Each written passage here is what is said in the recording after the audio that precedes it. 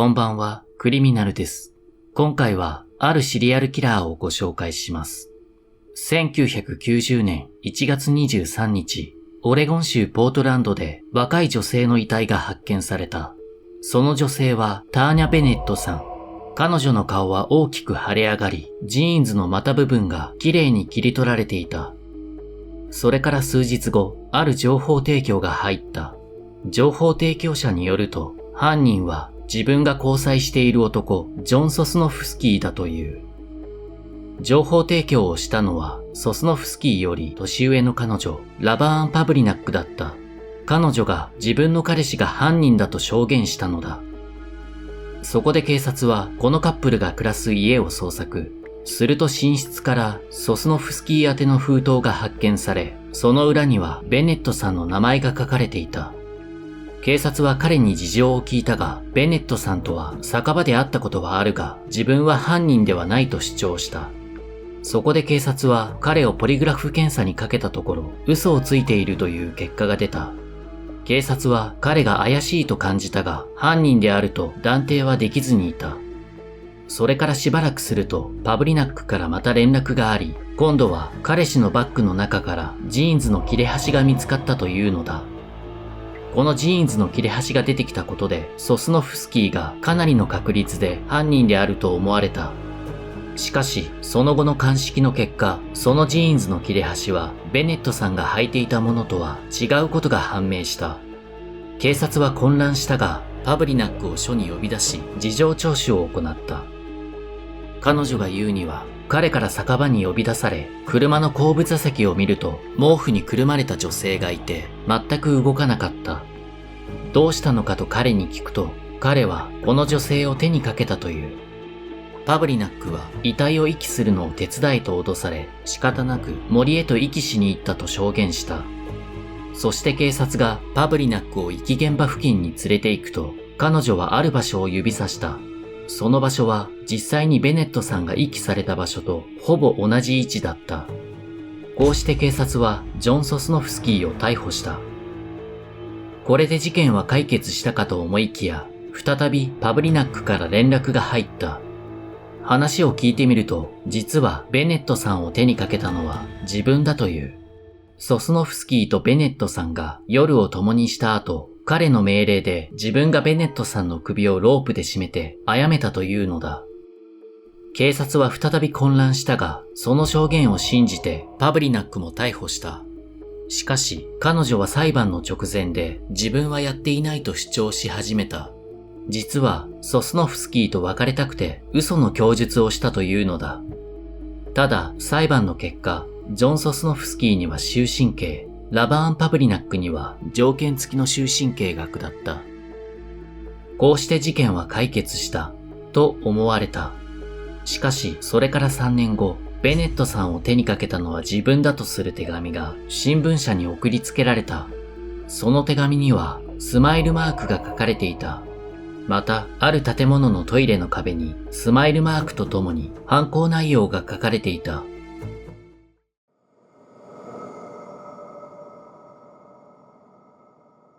1994年4月29日、あるジャーナリストのもとに手紙が届いた。中を見るとスマイルマークがたくさん書かれていて、ベネットさんを手にかけたのは自分だ。自分は今自由だ。と書かれていた。そのジャーナリストはこの手紙をすぐさま警察に届けた。ただ、その手紙の内容には実際の事件内容と異なる部分もあったため、眉唾ではあったが、念のため調査することになった。調査を始めると、ベネットさんの事件に関与しているかどうかは不明だったが、別で起きていた4件の殺人事件については、この手紙の差出人による犯行である可能性が高いと見られた。公にしていない事件の情報が多く記載されていたからだ。警察は手紙についていた指紋を調べたが、前科者リストに一致するものはなかった。そうこうしているうちに、ある男が逮捕された。その男の名はキース・ジェスパーソン。身長が2メートルもある大柄な男だった。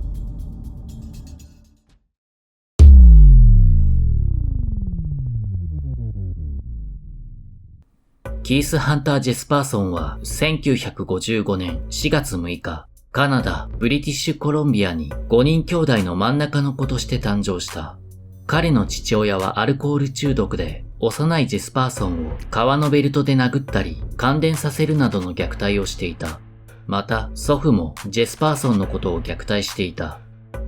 少年時代の彼は内向的で友達もいなかった。彼の体は小さい頃から一回り大きく、同級生は彼のことをモンスターマンまたはイゴールと呼んでからかっていた。しばらくすると彼の家族はアメリカ・ワシントンに移住するが、そこでも友達はできず一人で遊ぶことが多かった。そのうち彼は兄と一緒に猫やウサギに対し動物虐待をし始めた。また彼は10歳の時に同年代の男の子を一心不乱に殴ったり、その1年後には別の男の子を湖に沈めようとした。また14歳の時には同年代の女子に対し強制性交にも及んでいる。その後、高校を卒業した彼は大学へ進学を希望したが、父親に反対され就職した。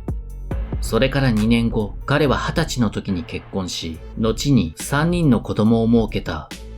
その後彼は王立カナダ騎馬警察に入ることを夢見て訓練に励んでいたが、怪我をしてしまい断念した。そして彼は家族を養うためトラックの運転手の職に就いた。彼は家族のために真面目に働いていたが、しばらくすると夫婦関係が悪化した。彼の妻、ローズとの関係はうまくいっていたが、ある日ローズがジェスパーソンの浮気を疑ったのだ。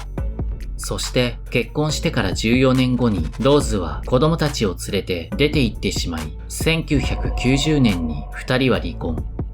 そして同年の1月23日、ジェスパーソンは最初の犯行に及んだ。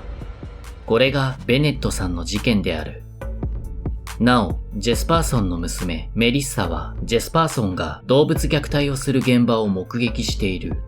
ジェスパーソンの動物虐待は幼少期から結婚し子供が誕生した後も続いていたのである。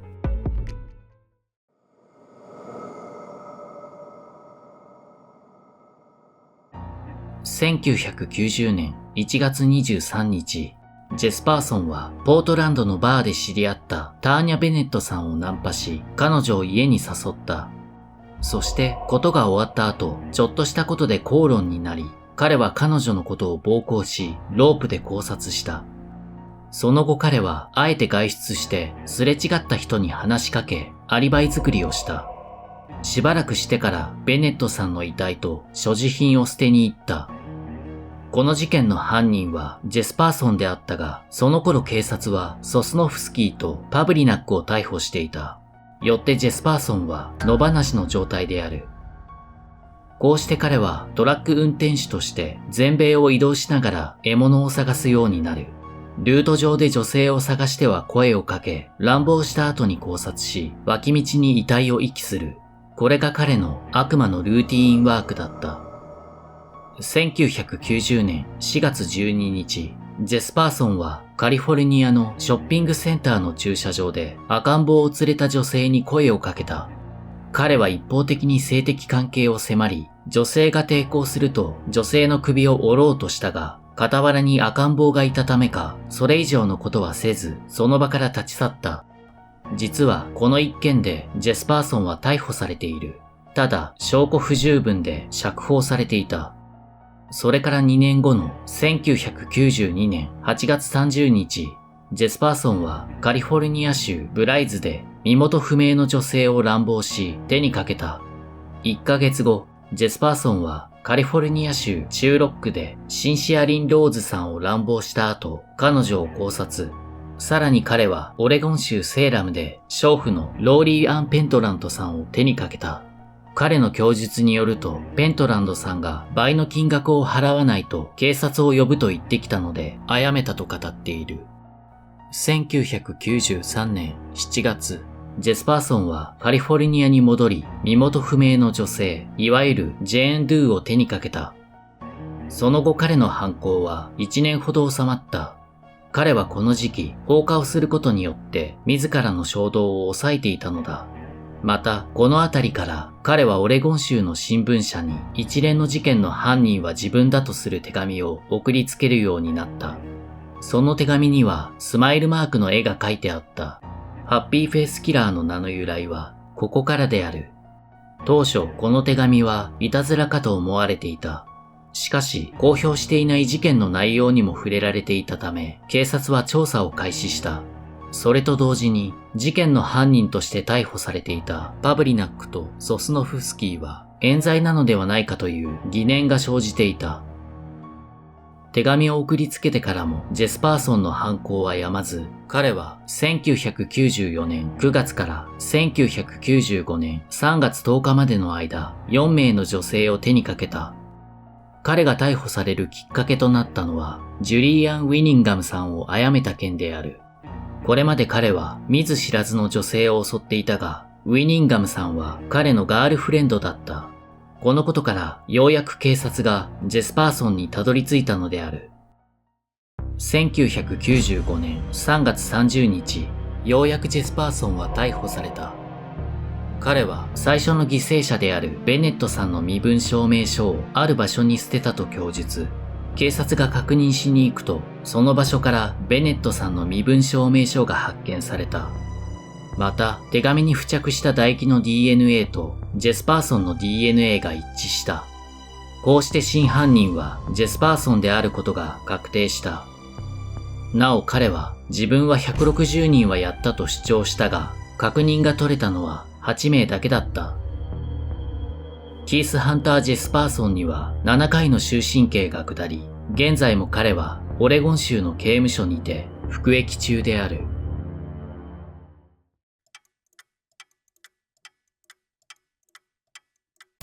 少年時代から動物虐待と猟奇的な行動を繰り返していたキース・ハンター・ジェスパーソン。彼は手紙にスマイルマークを書き、それを新聞社に送りつけていました。そこに書かれていたマークからハッピーフェイスキラーと呼ばれるようになりました。彼に反省の色はなく、投獄された後、他の囚人に俺は160人はやったと自慢していました。また被害者に対しては、事故や病気で人が亡くなるように、彼女たちが亡くなったのも運命だ、と語っています。幼少期から問題を起こしていた彼でしたが、離婚がトリガーとなったのか、離婚した年の1990年から犯行に及んでいます。また彼は成人し結婚した後も動物虐待を行っていたようです。毎度のことですが、他のシリアルキラー同様に彼が育った環境は悪く、虐待も受け、動物虐待も行っています。ジェスパーソンは実の父親と祖父から虐待を受けていました。虐待の世代間連鎖というものがありますが、おそらくジェスパーソンの父親も虐待されて育ったのではないかと私は感じています。先ほども申し上げましたが、彼は成人し結婚した後も動物虐待を続けています。ある日彼が当時6歳の娘メリッサを連れて散歩をしていた時、黒い野良猫を見かけました。すると彼は猫を優しく撫でた後、一気に首を締め上げました。猫の首を絞めている間、彼は娘の方を向き、にっこりと笑ったと言います。動物虐待をする者は自身も虐待を受けていて、それを今度は自分より弱い立場の動物に向けることがあります。また、同級生からいじめられていた彼は、ストレスや怒りを溜めていて、それを動物に向けていたのかもしれません。動物虐待に至る心理は様々ありますが、家庭内の問題が大きく影響していることが認められています。また、動物虐待をするとき、動物が苦しむ姿を見て快感を覚える者もいます。彼は10歳の時、同年代の男の子を止めが入るまで執拗に殴り続けたり、その1年後には別の少年を湖に沈めようとしています。そして最終的には人を殺めるまでに至っています。おそらく彼は動物や人に危害を加えることに快感を覚えていたものと思われます。また彼は14歳の時に同年代の女子に対し強制性交に及んでいます。こうした性犯罪に手を染めることは単純に性欲という面もありますが、根底にあるのは支配欲です。これは動物虐待にも言え、自分が生殺与奪の権利を持つということです。生殺与奪の権利とは、対象に対し生かすも殺すも自分が選択できるということです。実際に彼は小動物同士をどちらか一方が死ぬまで戦わせるという遊びを繰り返していました。おそらく彼はそこに優越感や快感を覚えていたのでしょう。ただ彼は内から湧き出てくる衝動に苛まれていたのか、一時期は放火をすることでその衝動を抑えていたようです。彼は他の承認欲求型シリアルキラーと同様に自らが犯人だとアピールしました。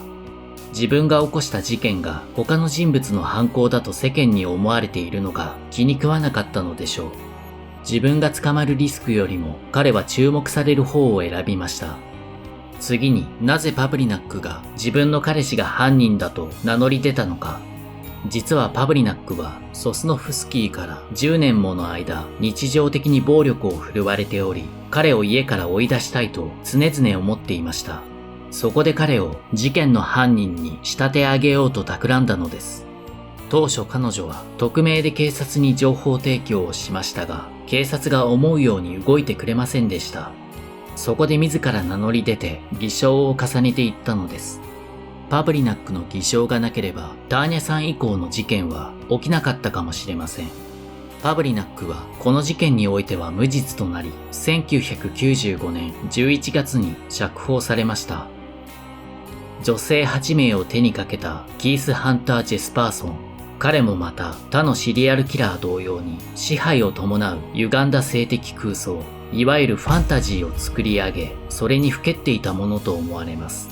シリアルキラーが犯行を繰り返すのは理想のファンタジーにより近づくためです。このファンタジーは幼少期に虐待などを受け、心的外傷を経験した者が逃避する場所です。悲惨なことに彼が抱いていたサディスティックな空想は現実世界に向けられ、8名の女性が犠牲となってしまいました。亡くなられた方々のご冥福をお祈りいたします。